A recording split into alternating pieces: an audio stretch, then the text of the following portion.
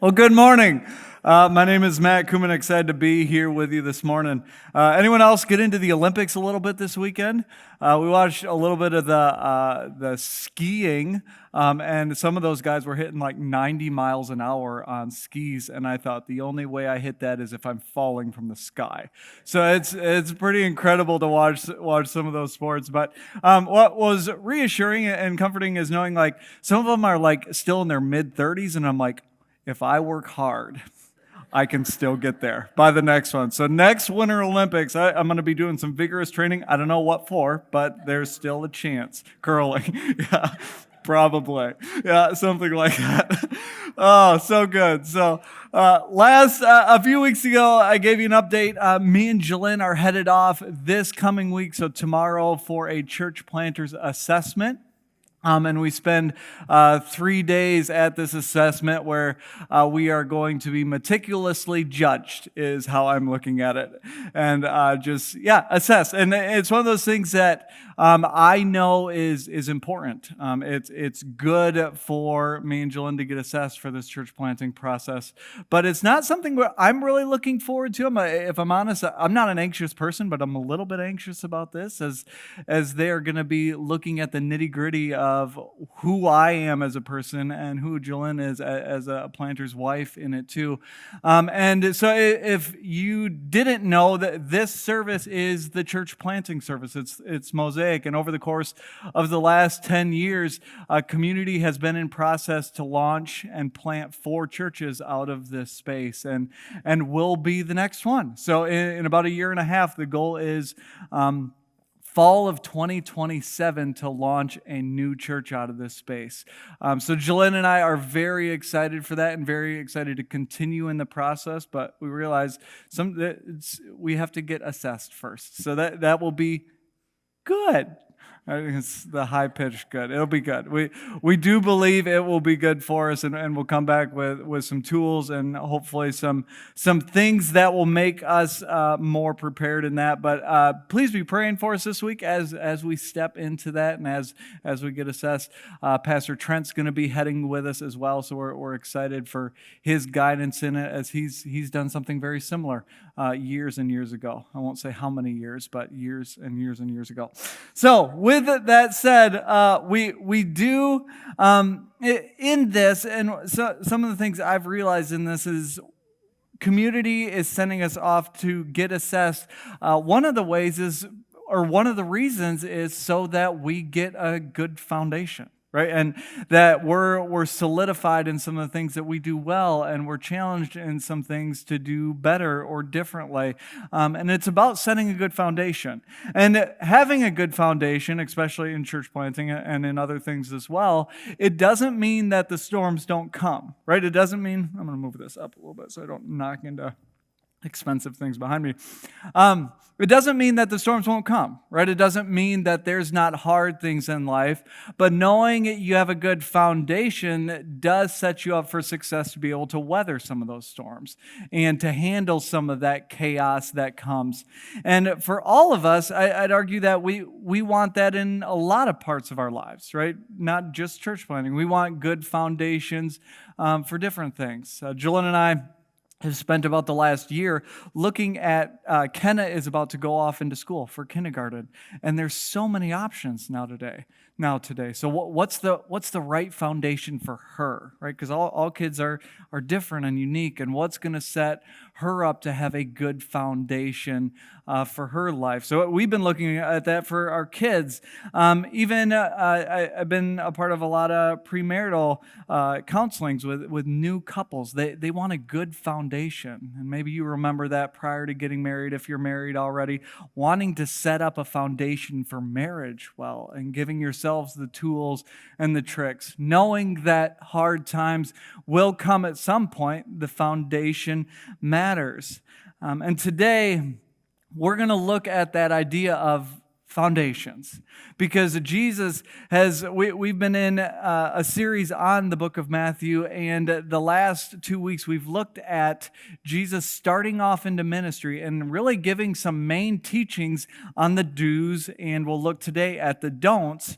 But we're going to make the turn today of those things matter, right? The do's and the don'ts matter, but I think there's a bigger reason that Jesus is articulating these things that deal with the foundations that we have. We've spent some time looking throughout the Old Testament. We do that a lot here. We dive into the Old Testament about why the Old Testament matters with the stories that we're in. And God has instructed His people in the past. We looked deeply into that last week and what His expectations were to be in relationship with Him from the first rule in the garden that the people fell short and to the 10 Commandments. And we didn't even touch the book of Leviticus last week, but there's so many distinct laws that the Jewish people back in that day had to follow in order to pursue relationship with God. Now, I want to start off today in Matthew 5, and we're going to be jumping all over Matthew 5, 6, and 7. So if you have your Bibles, you can try to keep up with us, but all the words are going to be on the screen as well. But we're going to be jumping through a lot of Matthew 5, 6, and 7, but I want to start off with Matthew 5, 17, because Jesus gives some clarity around who He is and what He's come to do even before the do's and the don'ts come up. So that'll really set us up for success with the do's and the don'ts today. So I want to quick read that. But He wants people to understand that He hasn't come to get rid of the Old Testament. There's some denominations, even as Christians, that believe the Old Testament is old. It doesn't matter. We believe it super matters, and that Jesus has come to fulfill the law, and that's exactly what Jesus explains in Matthew 5:17. He says this: "Do not think that I've come to abolish the law or the prophets. I have not come to abolish them, but to fulfill them. For truly I tell you, until heaven and earth disappear, not the smallest letter, not the least stroke of a pen will by any means disappear from the law until everything is accomplished." So Jesus comes on the scene, and He is about to give a what would appear to a lot of people a new law. But Jesus starts out by saying, No, this isn't new. I'm not getting rid of what you're used to. I'm not getting rid of the things that you've heard for generations. What I'm coming to do is to clarify and to equip you in those things. I want to show you 2 maps this morning to give you a better visual about where Jesus is in this moment of time. So the first one is this. You'll notice in the orange on the bottom, we've got Jerusalem and Bethlehem. That's where our story started, right? In the beginning, the genealogy, many of these locations came up. But after Jesus was born and after He spent some time in Egypt and then came up and was raised in the Nazareth area, which is in Galilee, the yellow section on the top. From Nazareth, now in this main teaching, in the Sermon on the Mount teaching, Jesus has moved up to Galilee and up towards actually Capernaum. If we want to go to the next slide, it zooms in a little bit closer even on this section of Galilee. So you've got the Sea of Galilee in the center there, and on the top left. It's your left too. I was trying to figure out if I was looking which way or not. So all of our top lefts is a city called Capernaum, and that is where Jesus is giving this Sermon on the Mount, this first big teaching of these people. And what we'll find throughout the course of the rest of the book of Matthew, much of the teachings, much of the movements of Jesus all happen in this general area. So that is where that's taken place this morning. But Jesus has given this really blanket statement to the people, the ones who are around Him, the ones who are listening, to say, don't get me confused with being a new prophet with a new word. I am speaking about something, and it's a new something. Because Jesus, what we'll hear too, that many people thought, he's got a new authority that He's speaking with. And that is unique to Jesus, but He wants people to understand that old law is not to be thrown out. He has come only to fulfill these things.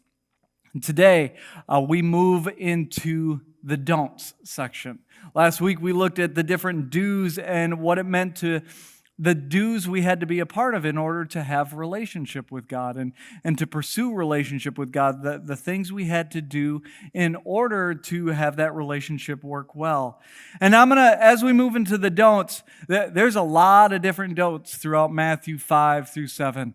And I'm going to quickly go through those, and we'll be jumping back and forth a little bit, skipping over some verses to highlight more of the don'ts specifically. So, hang on tight. Sound good? Matthew 5, starting verse 21. You have heard that it was said to the people long ago, you shall not murder, and anyone who murders will be subject to judgment. Anyone want to just check that off the list today? Hey, let's wrap up church. I didn't do that this week. Good enough. I did not murder. But Jesus doubles down here, verse 22. But I tell you that anyone who is angry with a brother or sister will be subject to judgment. Again, anyone who says to a brother or sister, Raka, is answerable to the court. And anyone who says, you fool, will be in danger of the fire of hell. So if you notice here, right in the beginning, Jesus is saying, this is what you've been used to, right? He's pointing back to the Old Testament law. He's actually pointing back to the Old Testament. If we look, one of the 10 commandments is do not murder. So Jesus is highlighting that and saying, I'm expecting more of you though. The reason this is in place is to get your minds working towards something better. It continues, verse 27, so jumping down a little bit. You have heard that it was said, you shall not commit adultery. Again, another one of the 10 commandments. But I tell you that anyone who looks at a woman lustfully has already committed adultery with her in his heart. If your right eye causes you to stumble, gouge it out and throw it away. It's better for you to lose one part of your body than for your whole body to be thrown into hell. And if your right hand causes you to stumble, cut it off and throw it away. It is better for you to lose one part of your body than for your whole body to go into hell. So again, Jesus references the old and says, I'm challenging you to something more, to something better. Don't even allow yourselves to, because especially in this section here, the adultery, the first step in that is to look at something lustfully. And then the next step is to act on that. And then all of a sudden we see ourselves in progressions there. And Jesus says, nip it in the butt right away. First thing, if you have any moment of lust, stop it right there. Don't let it get any farther. The command is do not commit adultery. But let's stop it right at the first step to not even engage in something like that. Continues, verse 31. It's been said, anyone who divorces his wife must give her a certificate of divorce. But I tell you that anyone who divorces his wife except for sexual immorality makes her the victim of adultery. And anyone who marries a divorced woman commits adultery. Again, you have heard that it was said to the people long ago, do not break your oath, but fulfill to the Lord the vows you have made.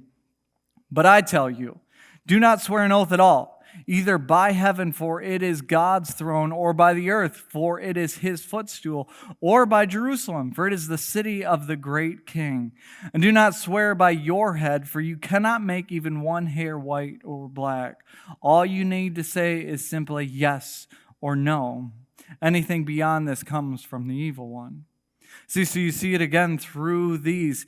Here is what you've been told, and I'm not changing it. Jesus is not changing in these things. He's fulfilling it and helping people step into the next thing. Jumping into Matthew 6, verse 19. Do not store up for yourselves treasures on earth, where moth and vermin destroy and where thieves break in and steal. But store up for yourselves treasures in heaven, where moths and vermin do not destroy and where thieves do not break in and steal. For where your treasure is, there your heart will be also. Therefore, I tell you, do not worry about your life, what you will eat or drink, or about your body, what you will wear. Right? Isn't that good advice? Just don't worry. And we're like, Jesus, come on. I think that's where us husbands get it. Just don't worry, dear. It's all going to work out. Look at the birds of the air. They don't sow or reap or store away in barns, and yet your heavenly Father feeds them. Are you not much more valuable than they? Can any of you, by worrying, add a single hour to your life? Do not judge, or you too will be judged. For in the same way you judge others, you will be judged, and with the measure you use, it will be measured to you. Whew, lots of do nots. I can feel the darkness in the room now. Like everyone's like, this is not a fun message today. But and when we think about this list, it's hard to find something that we struggle with in it, right? Like man, for us, something's needling in that for us, I know. And anyone else feel like a little bit of a fence has been built around our Christian lives of, whoa, there's a lot of things that Jesus explains that we're not allowed to do, that we should not be celebrating in. Sounds a little bit like a fun sucker, right? Like Jesus, like what? Why? Why all of this list? Why do all of these things matter? You look at our culture even and compare our culture to this list, and we see many of these don'ts, many of these do nots, often even celebrated in our culture. It's not hard to look at the movies or TV shows, and we see storylines of cheating and affairs, and it's often depicted as natural, as okay, as just part of life. Right, and that's just one of these do nots in here. But even if this list feels restrictive for us, even if we're like, that's a lot of things that we're not supposed to do, that's a lot of do nots that I don't know about all of those things. I don't think if we make the list ourselves and walk through them, I think we would agree that those truly are the best ways to live life, even if we don't want to do those things. Or we can look through that list and say, I do believe Jesus wants us to live a good life, and that that list is a good list to actually obey. See, last week we talked about our why behind what we do. Right, that it shouldn't be just about the do's and the don'ts. It's more about the relationship and the why we're pursuing a relationship with God. Those do's and don'ts come with it, but it often and should come out of a relationship with God. And what we find through these chapters is that Jesus is telling us this, living in these ways, is the best way to live. Is the best way not only to live in a relationship with me, just to live in general. And it ends this section with an illustration of what happens when we don't take these things to heart, when we don't follow the do's and the don'ts. What actually comes from it? That's out of Matthew 7, starting in verse 24. Jesus says, "Therefore, anyone who hears these words of mine," so just what he's all just spoken, "anyone who hears these words of mine and puts them into practice is like a wise man who builds his house on the rock. The rain came down, the streams rose, and the winds blew and beat against that house. Yet it did not fall, because it had its foundation on the rock. But everyone who hears these words of mine and does not put them into practice is like a foolish man who built his house on the sand. The rain came, the winds rose, and the streams rose, and the winds blew and beat against that house, and it fell down with a great crash." When Jesus had finished saying these things, the crowds were amazed at his teaching because he taught, and we had just referenced this, because he taught as one who had authority and not just one of their teachers of the law. So the wise and the foolish builders were introduced to that in this illustration. And I think the beauty in following Jesus is we get a choice. We get to choose what relationship we want to be a part of, or what we do in this relationship with God. We're not forced into anything. That's the beauty of not being robots, right? We get to choose if we pursue relationship with God, and even to what extent we pursue Him in. See, we have this list of the do's and the don'ts, and it's our choice if those make it into the relationship that we're making with God. But notice the language that Jesus uses in this here. Because even though it is our choice, doesn't mean that that relationship stays the same. or that the relationship is different than in the beginning. He says, everyone who hears these sayings of mine and does not do them. There's a challenge here. And often, and really more than a challenge, it's a warning to people, saying it has got to be more than just saying, Lord, Lord. Merely knowing these words, merely knowing the story, merely paying attention to, like what we talked last week, just paying attention to the Old Testament law, that is not going to do it. It's not enough. And there's some truth that we need to wrestle with today. Because the reality is, as important as the instructions of the do's and the don'ts that we get from Jesus, the point of it has always been almost underneath the surface in a way, underneath what people can see from the outside. And it's important as they are. Many people, regardless of even religion or spirituality, they claim that a lot of the do's and the don'ts that we just read about, they claim a lot of those things to be just good moral ways to live. Right? Even people who don't know Jesus, many of them follow those things. So we've got to look at what makes us distinct as Christians. And this is what Jesus is pointing to here. It's more than the do's. It's more than the don'ts. And Jesus names it even more clearly back in Matthew 7, verse 21. It says this, "Not everyone who says to me, 'Lord, Lord,' will enter the kingdom of heaven, but only the one who does the will of my Father who is in heaven. Many will say to me on that day, 'Lord, Lord, did we not prophesy in your name, and in your name drive out demons, and in your name perform many miracles?' Then I will tell them plainly, 'I never knew you. Away from me, you evildoers.'" See, calling Jesus Lord, Lord is a part of our faith.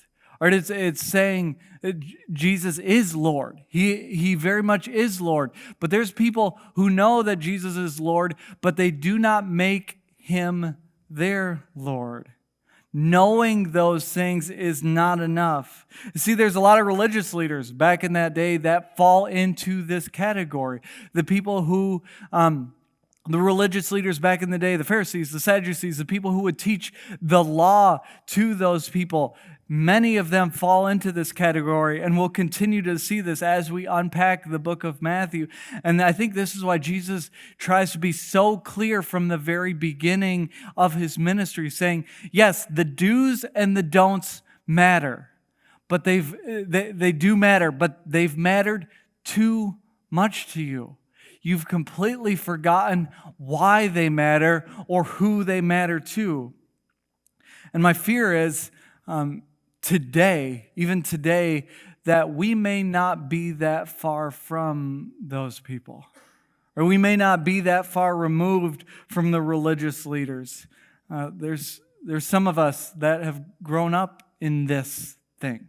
In religion, in spirituality, and we know the right things. We know the 10 Commandments. We know the law. We know who Jesus is. And maybe even we come on a Sunday morning and we do the Wednesday night thing. We do the things, and yet have we made it a personal relationship? Are we actually pursuing Jesus in relationship, or are we just doing the things? Are we just doing the do's and the don'ts, and we're making our appearances, and yet all of those things are empty at the end of the day? See, Jesus gives the people then, and I think is giving that same warning to us today. His end is, the way he ends it is just terrifying from that verse. "I never knew you." See, those are words that kind of terrify me. And I hope our light bulbs to you as well as we think about that, because it has to be more than just calling Jesus Lord. It has to be more than just doing the do's and not doing the don'ts that Jesus gives in this. It's much deeper than that. And it's crucial for us to look at what's actually underneath the surface then. What is Jesus actually calling us to? Who are we during the week? Who are we behind closed doors? Who are we when no one's watching? And today I want us to ask ourselves the question, where have we put our foundation? And do we even have a foundation? What's our foundation in? And are we confident that that foundation will hold regardless of the circumstances of our life? See, we all know that there are storms that come. We believe that there's hardships that come in lives, storms, chaos, and that posture, that just happens in our life. We know those things. And we've all seen those people that when the storms come, when the chaos arises, there's people who just remain steadfast. Right? We had it just recently. I had a good friend, a good couple who've got kids he lost his job very unexpectedly, and his wife is due with their fourth child in just a few months, and he was the primary breadwinner, and his emotions did not change. Now, was he trying to solve some things? Absolutely, but he wasn't worried. He wasn't anxious. I might have been more anxious than he was for him, right? You've had moments like that where you're like, I can't believe this is happening. Are you worried? Are you freaked out about this? And he was consistent. And I fully believe it's because he knew his foundation. He knew the character of God, and he knew that he could trust God even if he didn't know what was coming or what was in the future. His foundation was secure, and he had peace that God was doing something even more incredible that he could see. See, talk about a foundation. See, what's interesting about foundations when we think about them is from the road, you can't actually see them, right? When you look at houses or when houses are being built, they're in the ground, right? You don't actually know what's underneath the surface sometimes. And two houses, one with a foundation and one not with a foundation, they could be right next to each other, and we would never know the difference between the two of them. And such is our lives at the end of the day, isn't it? You put up our resumes with people who don't know who Jesus is. We put our accomplishments up next to the people who don't know who God is. And they could look very similar, yet at the end of the day, they could appear the same. So what separates us then? And what actually separates us? What actually has to make us distinct and different from the people who don't know Jesus as Lord? It comes down to what's underneath. It comes down to what is under the surface. Is that foundation built on something that sets us apart? Today, as we wrap up, I want us to end with two takeaways about this idea of foundations. First one is this. Think about what it takes to build a good foundation on a home. If any of you have watched the building process of a foundation, you realize from those that are building a foundation and the ones that are just on a slab or some wood, it takes more time. Right? It isn't something that's convenient. Not many people see the work that's actually happening on the foundation because it's under the surface. They're in the ground, so people don't know the work that's actually taking place.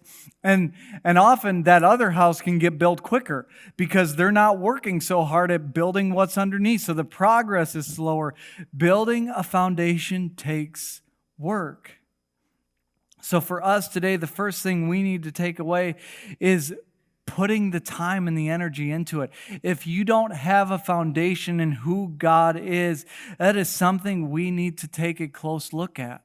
And putting the foundation in things that are only where truth is, only where consistency is, only where the steadfastness is, and that can only be found in God. So the first thing is build your foundation. But there's some of you out there that have done that hard work, that have spent the time in God's work, where you know that regardless of what comes up in your life, that God is still going to take care of you. You know those things. You call on Jesus as Lord, and you're doing the do's. You're not doing the don'ts. You're achieving those while you're doing the best that you can. What's in it for you? Like, what is in it for you then? What comes next? If you've done the work of the foundation prep, what happens? Lucky for you, the work does not end there. Because there are a lot of people in our world, there's a lot of people in this very room today that could use someone to help with their foundation. Right, to figure out someone who's got the wisdom, somebody who's built something before, somebody who's done the work of the foundation to know, hey, there's hard times and there's good times, but this is all worth it. To help explain to them, hey, this is how you mix the concrete together to build the foundation. This is how much water goes in with the concrete. Is it powder mix? I work in an office. I've got no idea. You know what I mean? They'll like explain to someone, hey, this is what it actually takes. And to walk alongside them, and this is what to watch for. This is what to look out for in your foundation. We don't have enough mentors in our faith who are pointing young people along, pointing young in their faith people to say, hey, I know it's work now. I know you may not see the progress of it right away, but this stuff matters. It matters because we know there's storms coming. We know there's chaos that always comes in our lives. Putting the foundation in matters regardless of our age. So we realize, because of the last few weeks, that as much as the do's and as much as the don'ts matter in our lives, if we take away those for a moment and look at our relationship with God and first see the whys behind the relationship, why we're pursuing Him, and knowing that those things, the do's and the don'ts, will come back into play, but pursuing Him because He matters to us. But then also taking that next step out and looking at our faith and saying, what's under the surface? Right? Because Jesus is very clear that there has got to be something underneath just what appears to people and what is on the outside, what other people around us see. What happens behind closed doors matter. The work of the foundation that we're putting into our lives matters dearly, because we don't want to get at the end of our lives and get past the point of death and hear those words, I never knew you. Right? That is a very real challenge. The pursuit of God in relationship matters. The foundation matters for us. And it's up to us if we're willing to put the work in. And that is what separates us from the religious leaders. That's what separates us from people who just do the do's and don't do the don'ts. It's meaningful, deep relationship with Jesus. Would you pray with me? Heavenly Father, we thank you for today, and we thank you for your word and how Jesus came onto the scene and spoke so clearly to people. And God, I realize that sometimes the clarity can be hard to hear, and the words of Jesus can seem harsh in some aspects. But God, I hope and I pray that we hear those challenges and we live into those things. And we understand that the challenge comes from love and wanting to pursue relationship with us as well. So God, I ask that as we leave this space, that we step into deeper relationship with you. And we look to where our relationship is, what it's rooted into, and if it's actually built on something firm, or if we need to readdress where our foundation is. God, we ask this all in your name we pray. Amen.